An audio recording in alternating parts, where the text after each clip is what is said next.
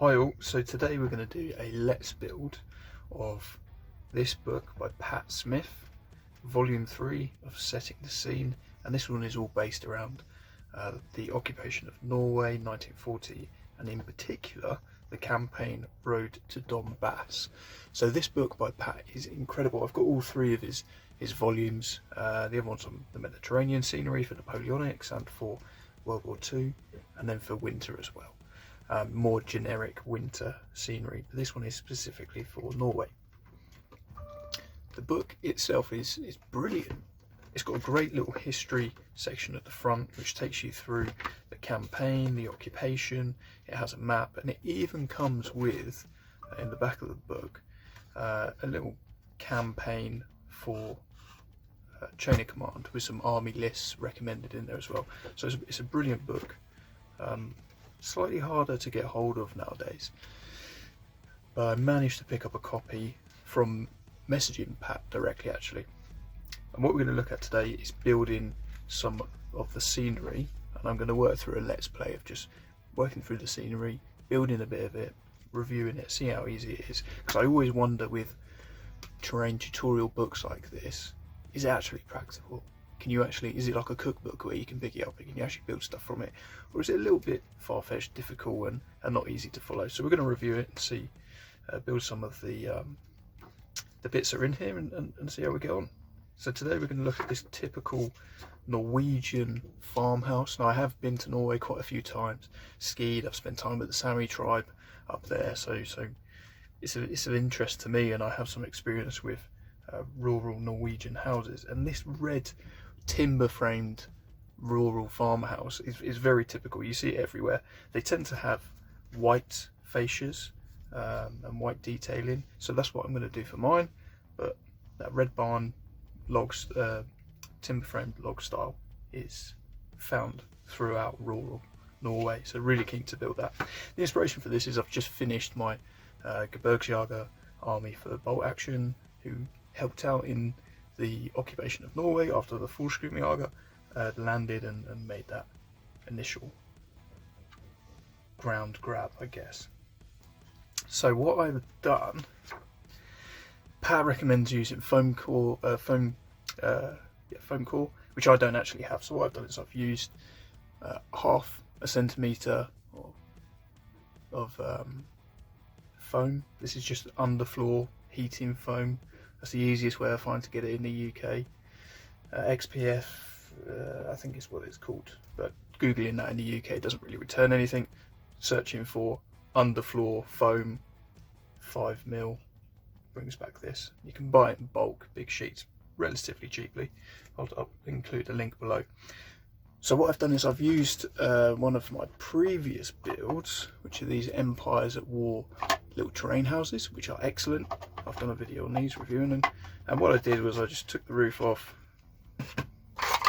and just drew round. Basically I drew round, sketched it out, and then just to combat any scale creep, I took half a centimetre off each side and shrunk it back down, because we are going to be adding the wooden cladding around the outside, so I didn't want the building to end up being massive and completely out of scale. It will come up a little bit smaller than the Empires at War building, but that's sort of on the right side of where we want to be.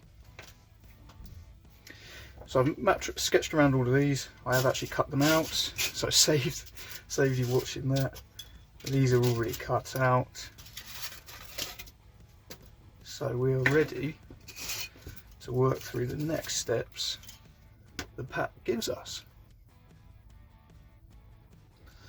Okay, so the next step is basically just to assemble this. So I'm going to be using Poundland PVA wood glue. PVA wood glue is far superior than normal PVA. Normal PVA is more watered down, so this is same price but works a lot better for building terrain. So that's my tip there. So let's put the book down, let's stick this together.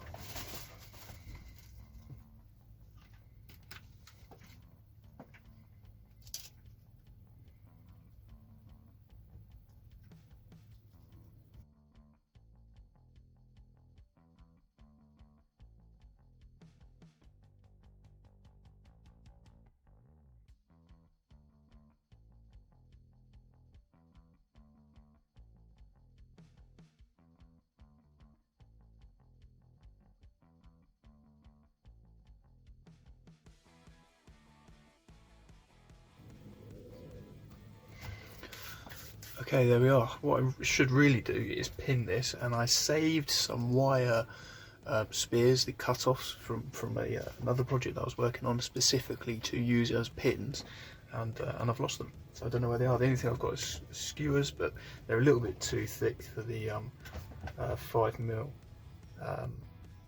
foam that I'm using at the minute, so we're just going to have to go off by eye, which is fine because we're going to be putting some lollipop sticks across the front, which will cover up most of our mistakes.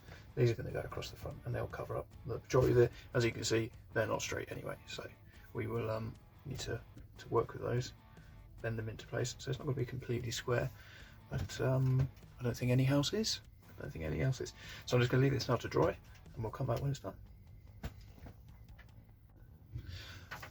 Okay, so while we wait for while we wait for the house to dry, I'm going to work on the roof. So what I've done is just cut some roof bits out of the foam, and then what I'm going to do is like a shingle effect. So this is just using a milk carton, and then I have scored on the tiles themselves, so they're 1 centimetre long, and then just a really accurate measurement of a coffee stirrer thick. So that's how I've done that. I have recently finished the build where I did this before, so these are actually coffee stirrers that I stuck on, but as you can see, this is alright this is obviously a medieval style windmill where it's a bit more rustic and there's holes and it created gaps. That's absolutely fine, but for something that's a little bit later in time, it needs to be a bit more uniform. Also, I couldn't get them to overlap on this because they were so thick, so with the card I'll be able to get them to overlap.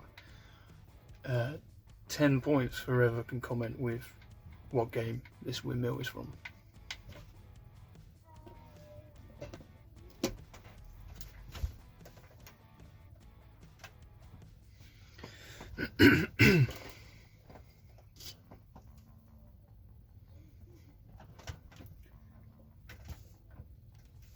So what I'm going to do here is I'm going to use the trend shooters technique for creating. I think I'm going to do more of like a shingly style instead of tiles actually.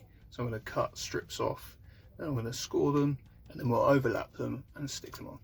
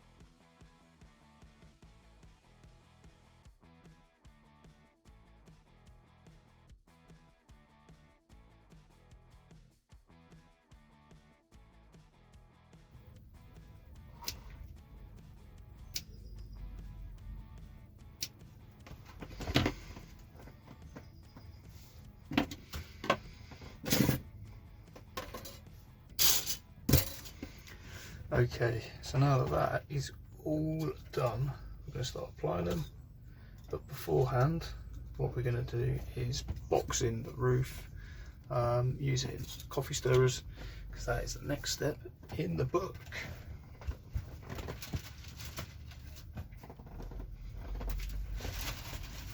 So let's get some of these. What we're going to do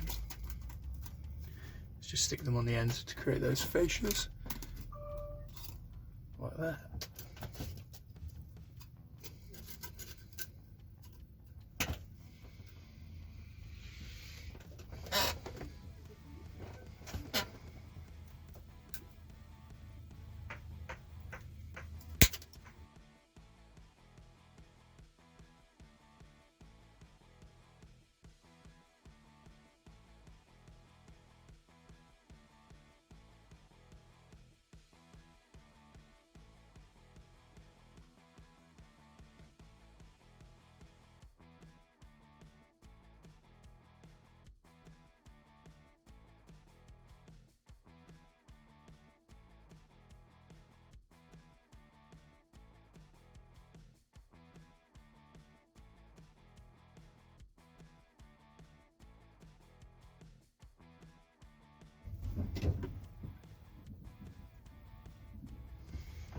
So I just don't want the wood to warp. Foam there. Luckily it's quite a hot day today, so I should dry relatively quick.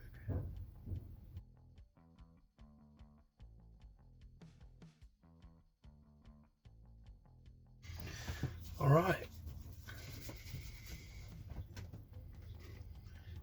Now we have to let that dry.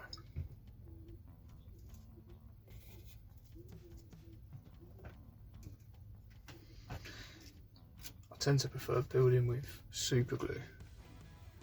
It cuts out all of this waiting around. This whole windmill was built using super glue in an afternoon, and I just love it. It's so much quicker to build that way. PVA is a pain, but that's what we're working with.